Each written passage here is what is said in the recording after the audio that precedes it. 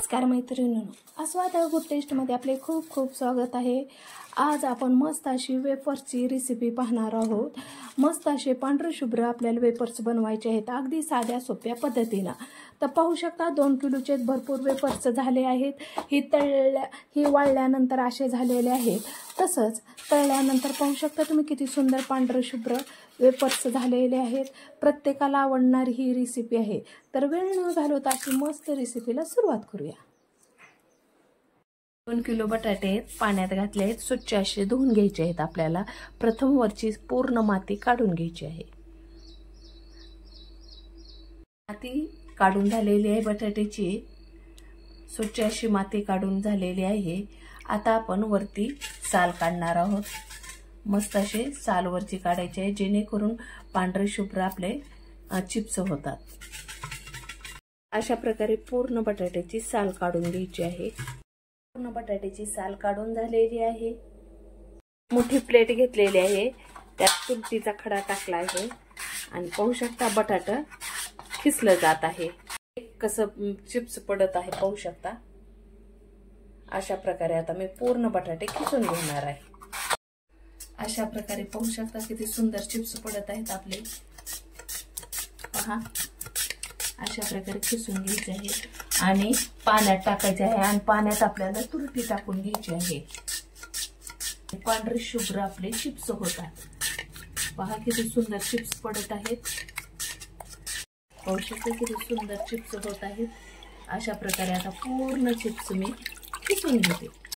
बटाटे खिसून झालेले आहेत। भरपूर अशा पाण्यात मी भिजू घातले आहे। गॅस सुरू केलेला आहे, पाणी ठेवलेलं आहे। आता मी त्यात मोठे खडे मीठ घालणार आहे। आता ह्या पाण्याला उकळी येऊ द्यायची आहे आपल्याला। पाहू शकता अशा प्रकारे मस्त असा आदान आलेला आहे। पाण्याला उकळी आलेली आहे। आता आपण त्यात चिप्स सोडूया। मी अशा प्रकारे चिप्स सोडत आहे। अशा प्रकारे चिप्स सोडत आहे। पाहू शकता आदान आल्यास सोडायचं आहे आपल्याला, पाण्याला उकळी आल्यास।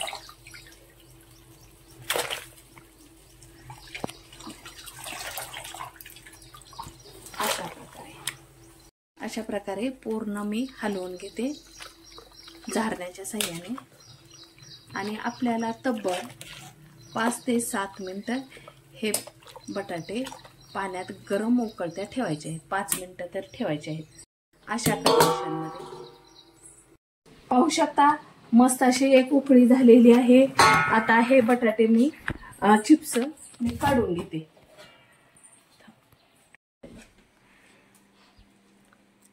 पाहू शकता अशा प्रकारे झारणीने घ्यायचे आहे आणि चाळणीत आपल्याला नितळायला ठेवायचं आहे, जेणेकरून पूर्ण पाणी नितळलं जाईल आणि चिप्स वाळू घालण्यास आपल्याला प्रॉब्लेम येणार नाही।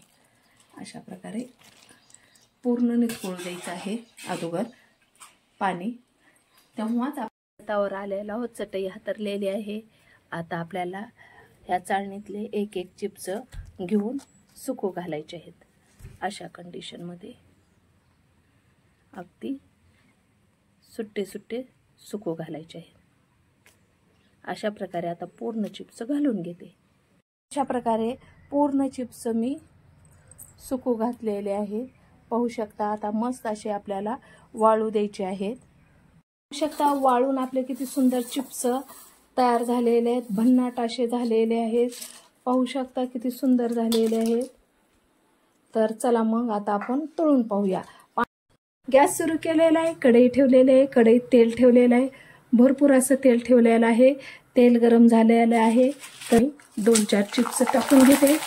पाहू शकता किती परफेक्ट आणि पांढरे शुभ्र आपले चिप्स झाले आहेत। आणखीन एकदा तुम्हाला दाखवते। तेल जास्त गरम करायचं नाही आपल्याला, जास्त गरम केल्यानंतर चिप्स आपले लाल होतात। अशा प्रकारे पांढरे शुभ्र तळून घ्यायचे आहे। पहा कसे सुंदर झाले आहेत आपले।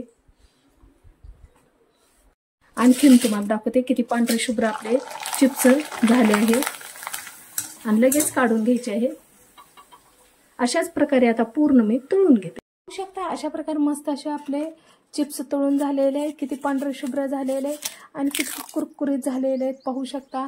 आणखीन तुम्हाला दाखवते किती सुंदर झालेले. तुम्हाला ही रेसिपी कशी वाटली ती कमेंट बॉक्समध्ये लिहून पाठवा.